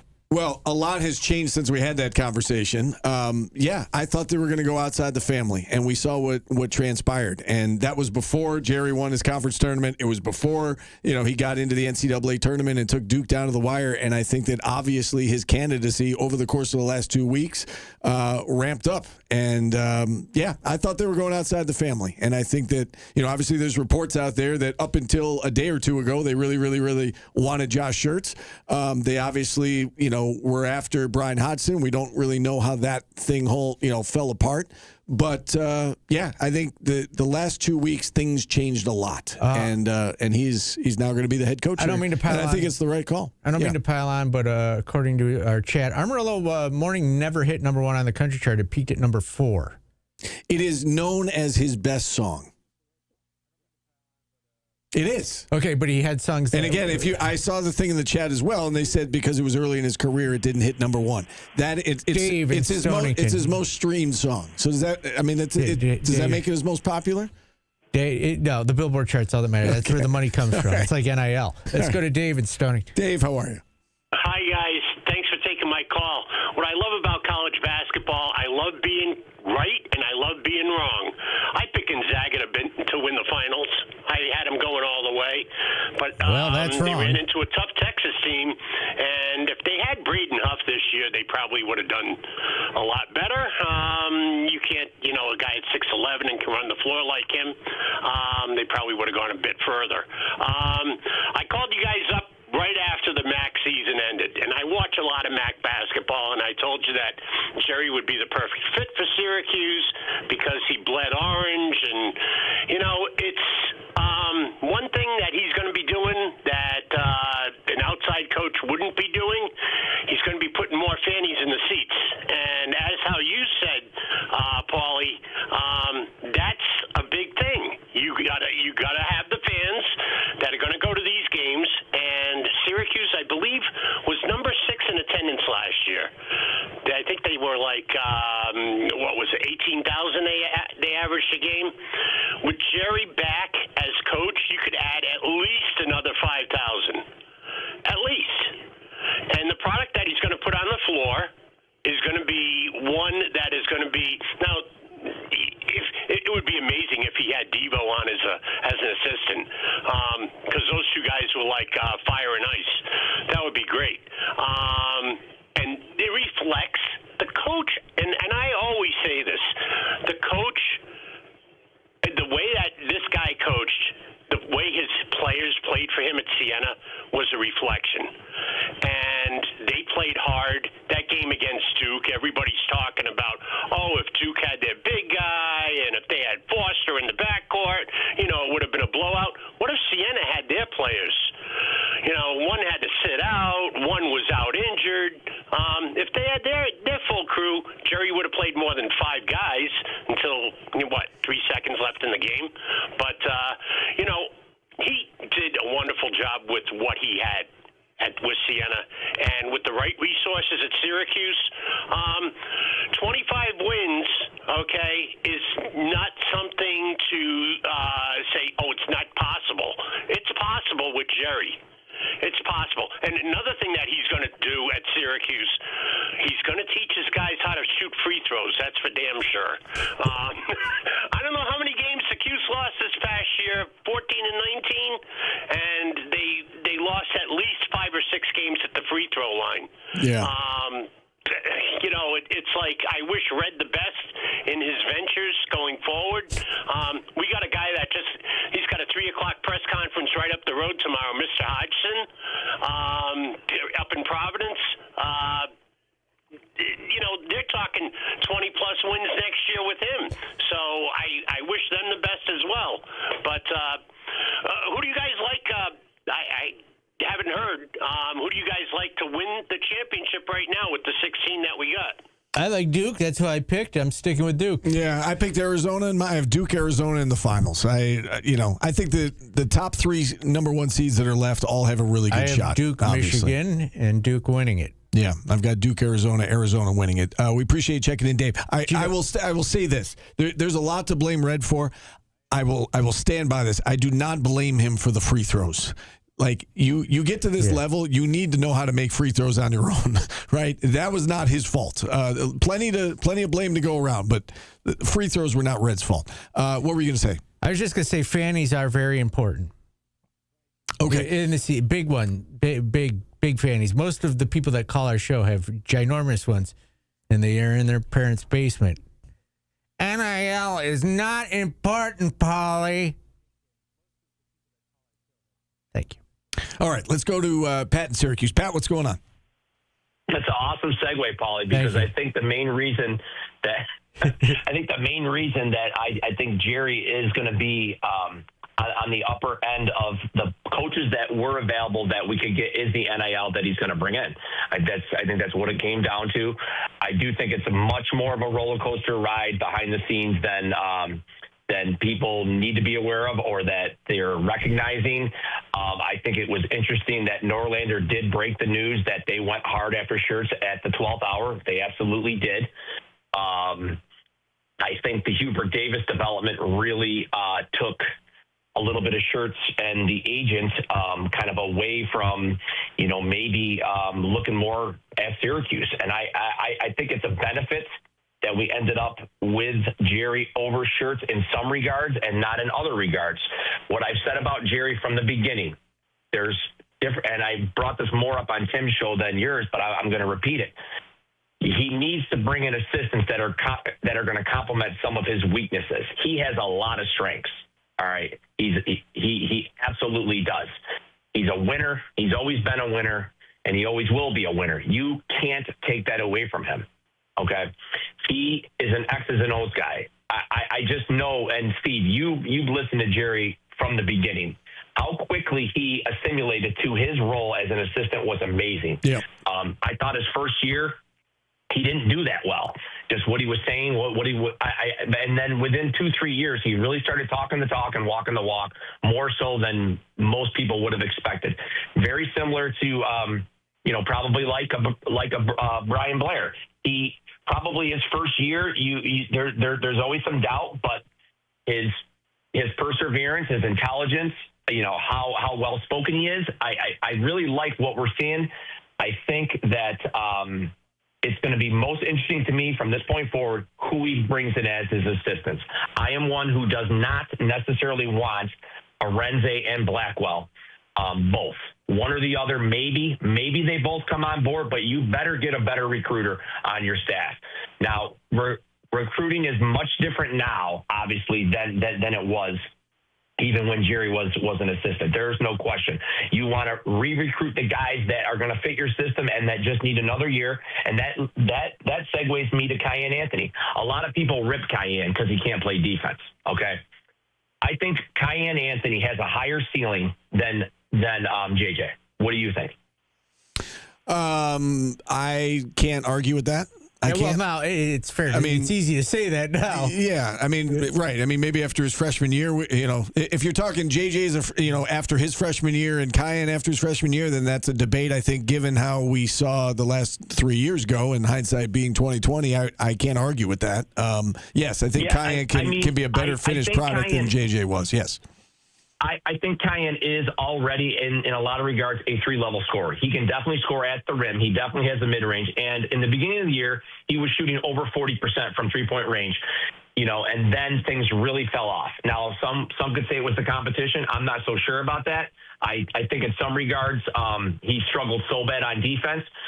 You know how basketball is. When somebody's scoring on you on the other end, it takes away your confidence and rhythm on the offensive end. Offense can lead to defense, and defense can lead to offense, both as a team and as a player. I'll just say this. I think the way it ended up going out, and I know you guys will get a call on your airways in the afternoon with somebody who I was telling over and over, who said he was not going to renew his season tickets, that he was not going to support Gerry. And I said, are you nuts? Like, are you crazy? Now, I'm not saying I was 100% pro Gerry. I wanted the best candidate possible. I said that 3 years ago with Red. The last thing I'm going to leave you with is a twofold thing. Mike McAllister just said on your show he didn't understand why people were still, talking about Red and this and that, and why people wanted to go away from the family. I can't believe that people don't understand why that's the case. Why that is the case is so obvious. When Autry failed as bad as he did, that's one piece of the puzzle. The other piece of the puzzle is Boeheim. Those two reasons. I mean, I know guys who supported Boeheim way more than I did that didn't want Gerry because of Boeheim.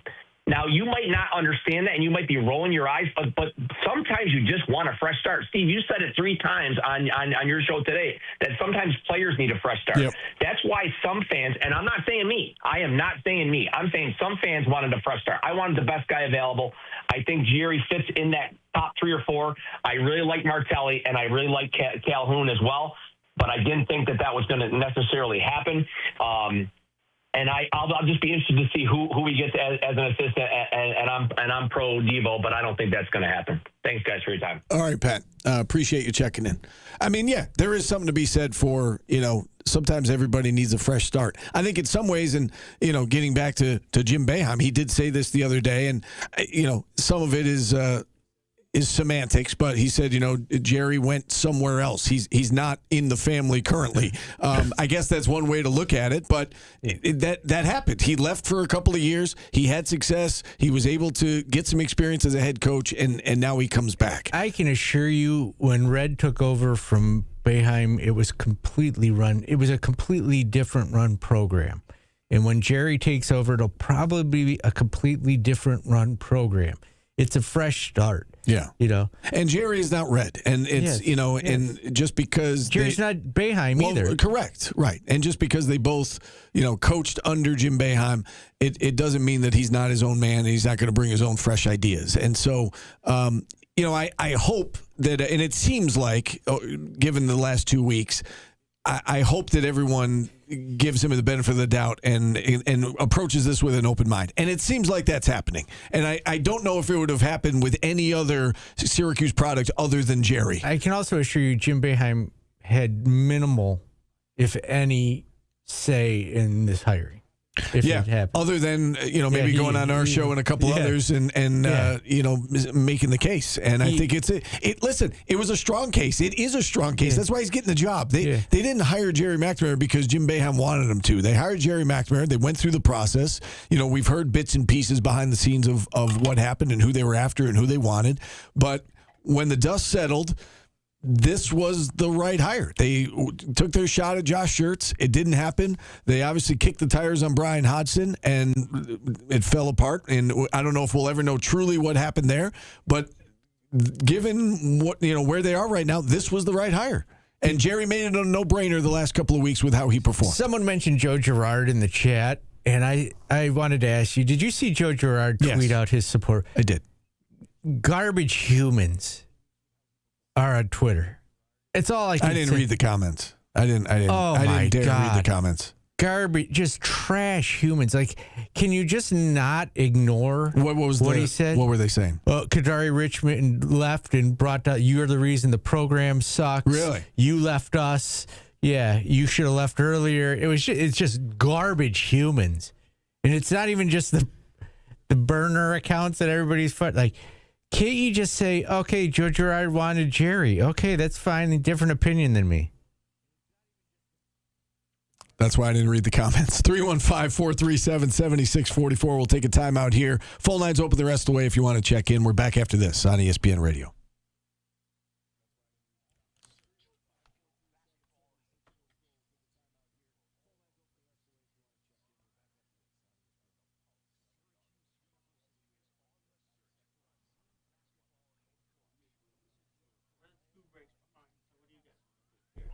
No, we're one break behind. That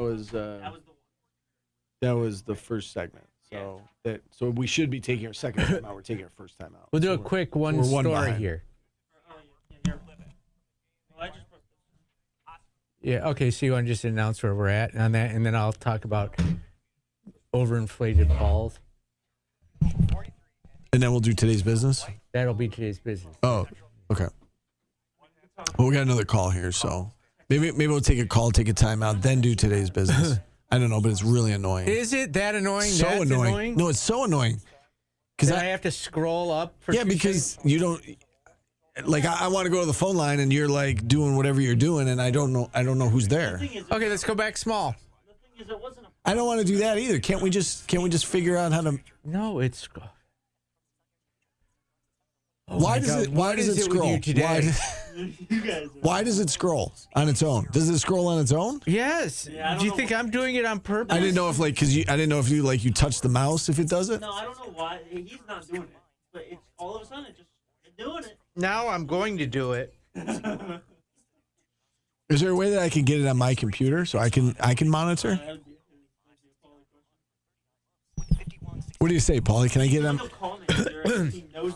Al, I'm not.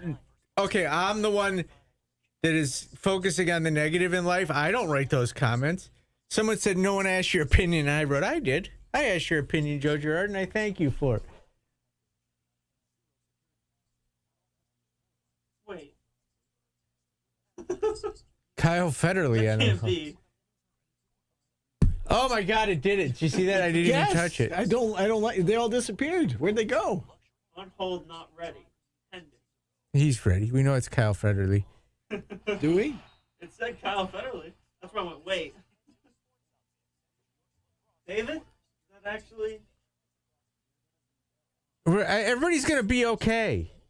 Okay? We're not flying a plane.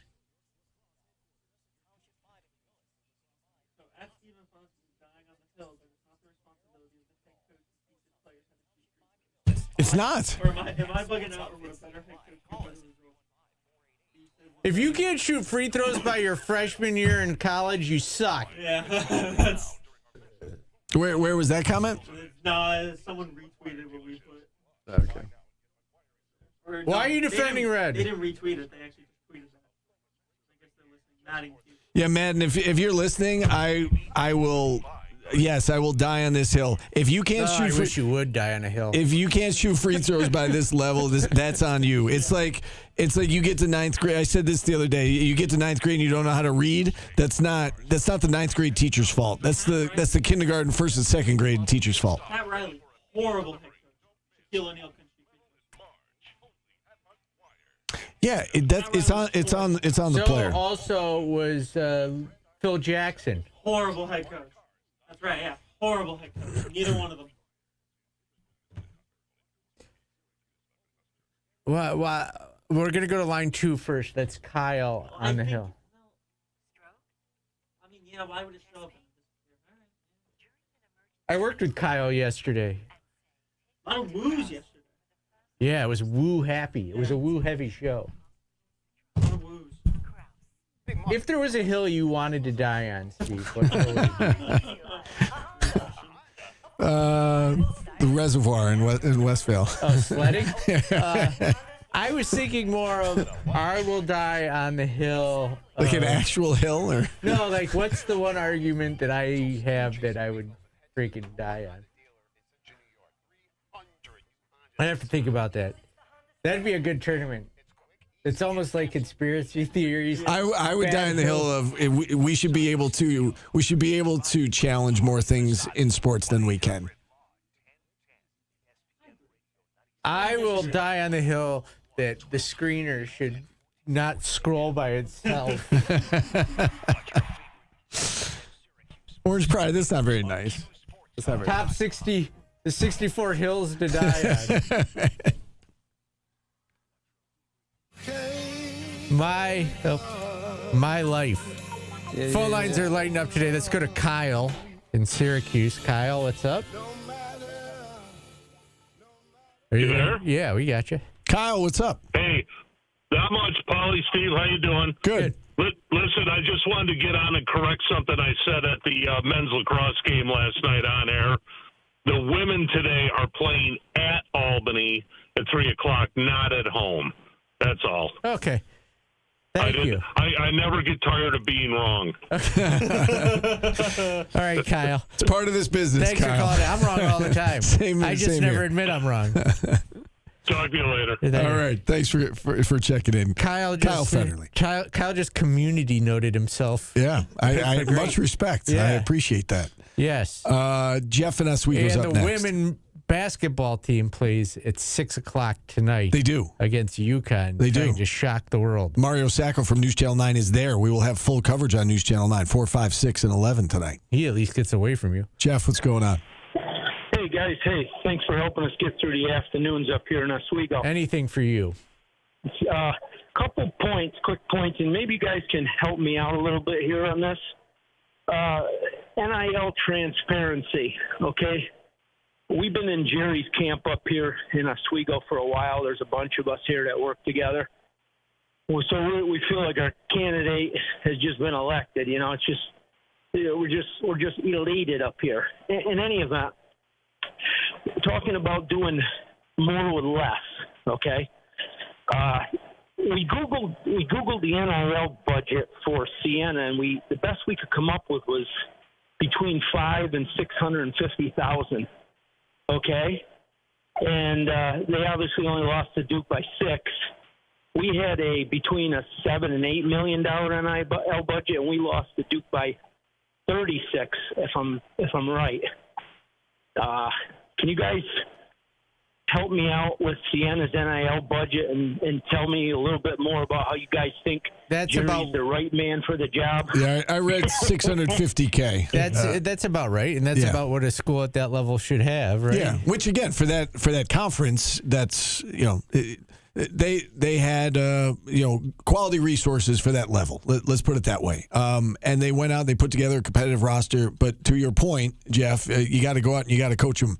And the way that they performed against Duke, that's more than NIL. That is, as John Shire said, he got out coached in that game. That is Jerry doing more with less, and that team coming together and buying into what he was preaching and buying into the game plan and then executing in elite fashion. And that's the sign of a good coach. And can I just I'm going to make a defense of Red again, and it's going to sound Duke led the country in point differential this year.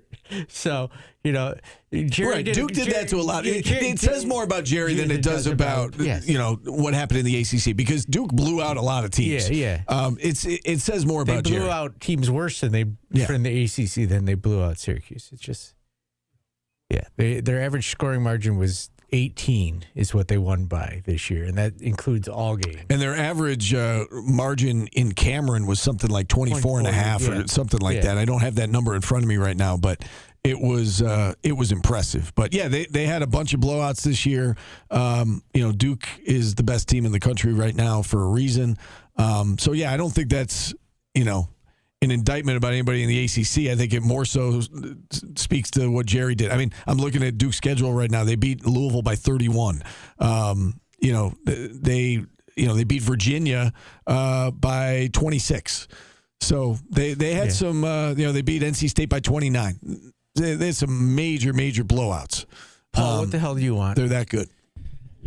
your TV song bracket, Oh, Paulie. yeah. We're doing this different this year. There's too much breaking news, so we're just getting through it. And when we get out of this news cycle, we'll start paying more attention to it. But let's run down the scoreboard. All right. So really no upsets so far in the first and second seeds. I would say the closest one, the Dick Van Dyke Show only lost 53 to 47% against Golden Girls. Everything else is That's just a blowout. shocking to me.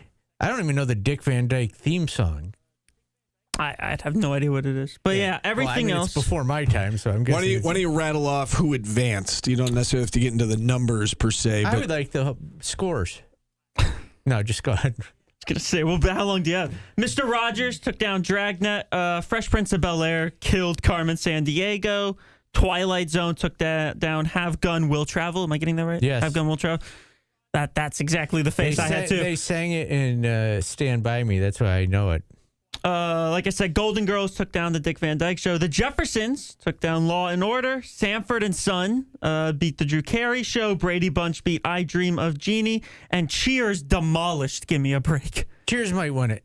I think Cheers had 97%. And there's still a couple hours left on that vote. Give Me a Break classic opening when Nell sticks the vacuum in the fish tank and sucks the fish up on accident. Classic. Yep, classic. Remember that, Steve? I do remember that. I will also admit an error, seeing that Kyle Federle started this. I will admit an error I made. I left Friends off of this tournament. And it's just an absolute embarrassment. I should be embarrassed of myself. My mom is rolling over in her grave in disgust at my my tournament. It's an oversight. Yeah. It happens. She's up in heaven going, I did not raise him that way. Do we know what the matchups are today? Yeah, so the matchups, we're moving on to the 3 seeds. So you got Wonder Years versus Peter Gunn. You've got WKRP versus Moonlighting. Paulie, I remember like WKRP. Yeah, that's a great song. Yeah. You got MASH versus SWAT and Greatest American Hero, thank you. That's a banger. Versus The Tonight Show, but it'll be Johnny Carson's Tonight Show. Okay. And we go to QSportsTalk.com on Twitter to vote. Yes. Did you notice SWAT versus MASH? I was thinking storylines there. Yeah, you went that's a good one. Yeah, Committee went storylines. Letters. That was today's business, brought to you by Superior Plus Propane. We'll take a time out here. I have a kicker. Okay. We still have 2 segments to get to. There is a conspiracy theory going around, Steve, that Vanderbilt would have beaten Nebraska, but the balls are overinflated. That is definitely a theory. There are people talking about that. Yeah, people are showing videos of the balls being bounced. Yes. And they're super. There's something to it. I don't know if it's a conspiracy. It's an observation. I don't know if it's a conspiracy. Yeah, players are saying the balls are more inflated than they're used to. Yeah. And they're saying that shot versus Vanderbilt should have gone in. Have you seen, I sent it to you. The still shot of that ball is halfway down in the rim. Yeah, it's remarkable. And that same guy had a very similar shot against Missouri this year, half-court shot, rim out, same type of thing, was like right on the money, just didn't fall for him. That one was halfway down. Kentucky won on a half-court shot. Yeah, it's true. Well, that one. So that one didn't. That one didn't hit the rim though. Yeah, no, that one it hit the backboard and it went in. Whereas the Vanderbilt one, it rattled. And it was almost like it was like a double rim. Yeah, on like a playground, and then. I think he thought he made it because when they asked him in the post game, he like nodded his head in the most innocent. I knew that went in. When he shot it, the way he reacted and kind of followed, you knew that he thought he had made it, and it rattled out on him. Let me bring up one more thing that I've seen. It's been a while since I've been at the NCAA tournament, but when they were in Worcester, when they lost to Vermont, there were dead spots on that floor. Like I have never seen. Like people would dribble, the ball just stick. Yeah. Like during warm-ups. It was bizarre. It was one of the worst floors I've ever seen. Yeah. That takes me back to my junior year state quarterfinal game to go to the Final Four. Oh, here we go. Dead spot on the floor down in Binghamton. I remember it well. We lost to Whitney Point. My whole life is a dead spot. We do have to take a timeout. We've got a lot of time to make up here. It's still time for a phone call or two. We're back after this on ESPN Radio.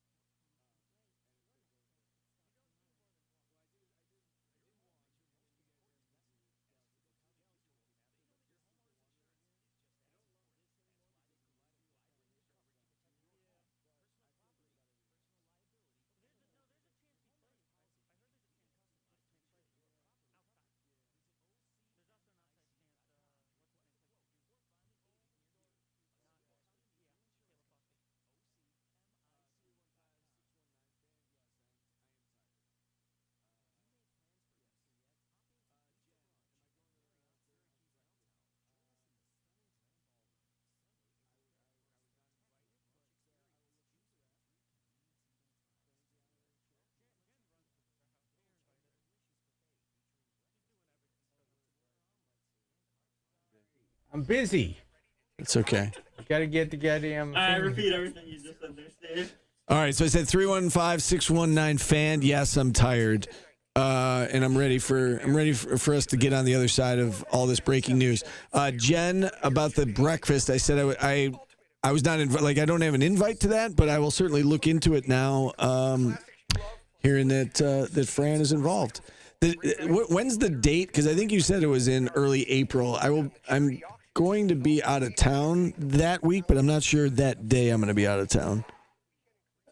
I think the 8th. I think I'm out of town the 8th, if I'm not mistaken. You like how Texas is right now?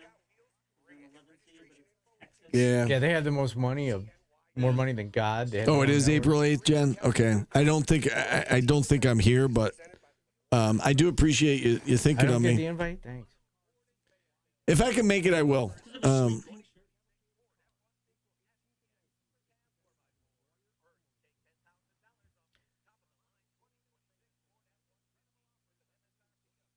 Do you think we can come up with 7 songs from this person? What was it? You just don't worry about it.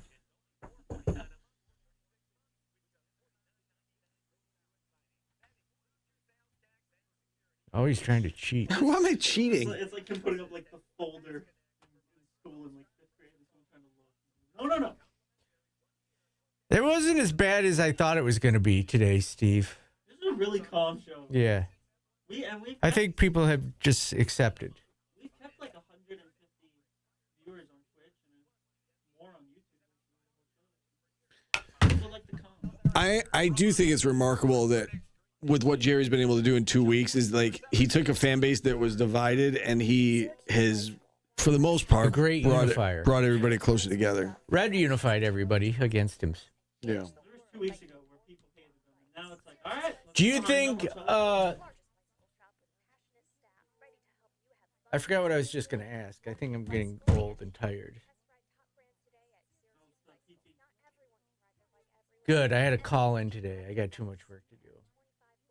Oh, how hard is it to call freaking goaltending? It's just 2 of the most brutal missed goaltending calls in the history of basketball. I mean, it just crushed TCU's will to live.